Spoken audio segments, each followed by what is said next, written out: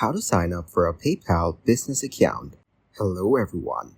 In this video, I will show you how to sign up for a PayPal business account.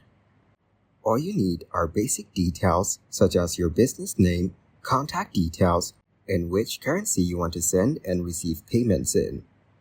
Ensure the name you use is identical to your business license to prevent security issues. Then fill in details such as product or service keywords, company URL, country of registration, business registration number, and date of registry. Now let them know about yourself, your country of birth, and your current country of residency. If you do not have a national identity card, you may also sign up with your passport number or other photographed national ID. Here, provide more details about your organization. After that, then certify the information and click Submit.